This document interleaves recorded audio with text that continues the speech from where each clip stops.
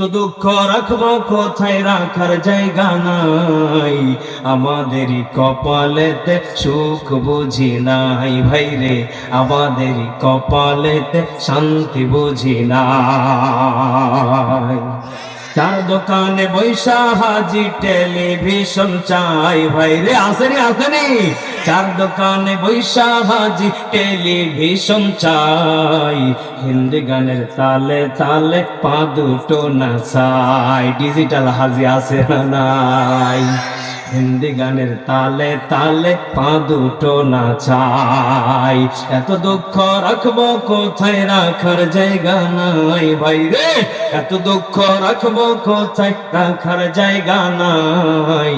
আমাদেরই কপালেতে, বলেন না, আমাদেরই কপালেতে, হায়রে মূর্খ কপালের বুঝি শান্তি বুঝি নাই। কথা কোন ঠিক কিনা? টুকরা বাবাজিরা, ইমানের পথে যদি মরতে চান, খালিদ বিন ওয়ালিদের মতো হওয়া লাগবে, ওমর ইবনে খাত্তাবের মতো হওয়া লাগবে, আমির হামজার মতো হওয়া লাগবে। যে উমর আমার নবীজিকে কল্লা দুখণ্ডিত করার জন্য গিয়েছিলেন, সেই উমর হেদায়েত হয়ে ফিরে এসেছিলেন। ইমানের পাওয়ার ছিল কি ছিল না? আর এখনকার হাজি টাকার জোরে হজ করে, বোঝা গেল ওর ক্ষমতা ওখানে। কথা ঠিক কি না? এজন্য আমার বাবাজিরা, ইমানের পথে যদি মরতে চান, আবু বকরের মতো মন লাগবে, ওমরের মতো মন লাগবে, হামজার মতো মন লাগবে, আবু সুফিয়ানের মতো মন লাগবে। আবু জেহেল মার্কা মনে যদি আপনি দেশে চলাফেরা করেন, আপনার মরণ আবু জেহেল কায়দায় হবে। কথা বলেন ঠিক কিনা?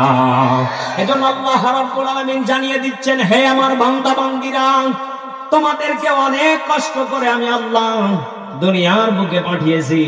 এত চিন্তা চেতনা করে পাঠানোর পরে যদি বান্দা জাহান্নামে হয়ে যাও, আল্লাহ পাক বলেন, তোমাদেরকে আমি আল্লাহ রাব্বুল আলামিন শুধু দুনিয়াতে বানিয়েই পাঠিয়ে দিয়েছি না, তোমাদেরকে আমি আল্লাহ একটা সম্মান, ওয়েট, ওজন দিয়েছি। আল্লাহু আকবার বলেন। সম্মান দিয়েছেন কে? না, শ্বশুর বাড়িতে গেলে বেশি সম্মান পাওয়া যায়। আল্লাহ পাক বলেন, এই সম্মান আমি আল্লাহ নিজে দিয়েছি। দেখেন আল্লাহ কি বলেন, আল্লাহ পাক বলেন, ফাআতাবাহুমুল্লাহু বিমা ক্বালু জান্নাতিন তাজরি মিন তাহতিহাল আনহার ওয়া যালিকা জাযাউল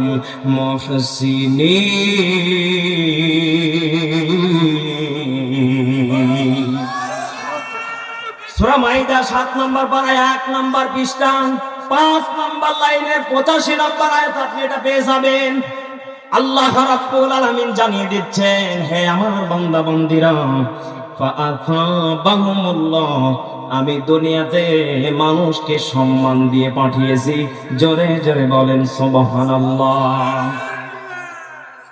এরপরে আল্লাহ পাক বলেন, বিমা ক্বালু, এই যে সম্মানটা যে দিয়েছি, এই সম্মান নিয়ে যদি কোনো বান্দা বান্দি যদি কবরে ফিরে আসতে পারে, জান্নাতিন তাজরি মিন তাহতিহাল আনহার, জোরে কোন আল্লাহ।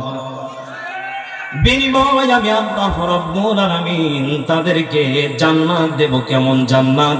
যে জান্নাতে তলদেশ দিয়ে ঝর্ণা প্রবাহিত হতে থাকবে। চিৎকার মেরে বলেন আল্লাহু আকবার।